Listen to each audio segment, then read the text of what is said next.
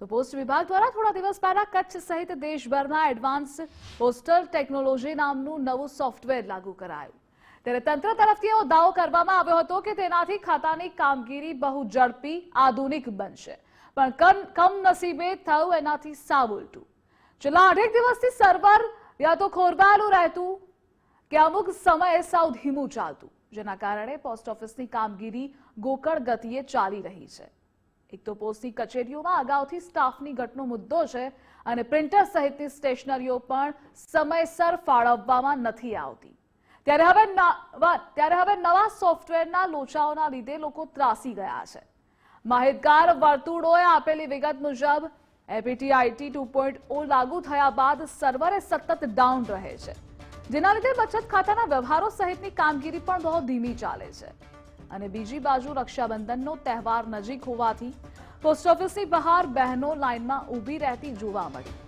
સમયસર રાખડી મળશે કે કેમ તે પણ ચિંતા સતાવી રહી છે। આપણે તો બહુ આમાં જાણતા નથી, બરાબર, કોમ્પ્યુટર શીખ્યા નથી, એટલે આ લોકો જે જવાબ કહે કે ભાઈ બંધ, સર્વે ડાઉન, એટલે આપણે સમજવાનું બંધ।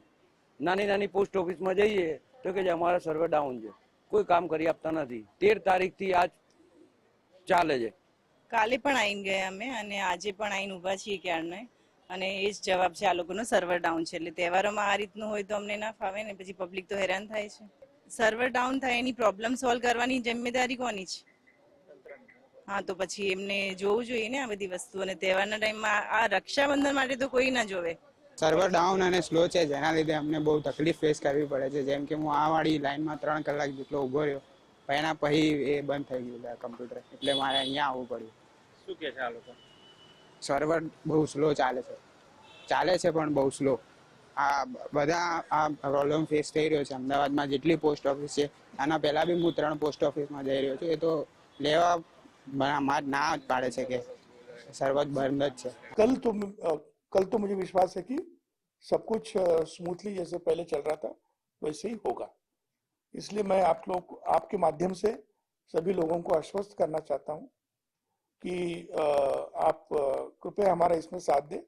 एक बदलाव हम लोग करना चाह रहे हैं, इसके वजह से हमारे काम करने के तरीके में भी एक आसानी आएगी और कई सारी जो सुविधाएं जो हमारे जो आम जनता है उनको अपने आर्टिकल्स को ट्रांसपेरेंटली ट्रैक करने के लिए भी ये सिस्टम कारगर સાબિત હોગી। થોડા દિવસ પૂર્વે પોસ્ટ ઓફિસ દ્વારા નવું સોફ્ટવેર બહાર પાડવામાં આવ્યું છે, એપીટી, જે દ્વારા જે તમામ કામગીરી છે તે ઝડપી કરવામાં આવે તે માટે થઈને આ સોફ્ટવેરનો ઉપયોગ કરવામાં આવે છે। પરંતુ હાલ અત્યારે આ સોફ્ટવેરની વાત કરવામાં આવે તો જે ખાસ આ એપીટી 2 નામનું સોફ્ટવેર લાગુ કરાયું હતું, ત્યારે તંત્ર તરફથી એવો દાવો કરવામાં આવતો હતો કે ખાતાની કામગીરી બહુ ઝડપથી અને આધુનિક બનશે, પણ કમનસીબે તેવું થયું નહીં, સાવ ઉલટું થવા માંડ્યું છે। છેલ્લા 8 દિવસથી સર્વર યા તો ખોરવાયેલું રહે છે અથવા તો અમુક સમય સાવ ધીમું ચાલતું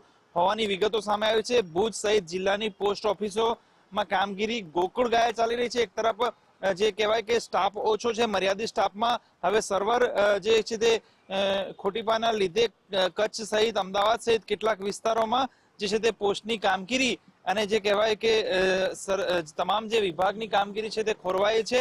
ખાસ વાત કરવામાં આવે તો જે પરિસ્થિતિ સર્જાય છે, ઘણી કચેરીઓમાં રાતના 12 થી 2 વાગ્યા સુધી જે કહેવાય કે બેસીને કર્મચારીઓ પોતાનો હિસાબ કામ પૂરું કરી રહ્યા છે।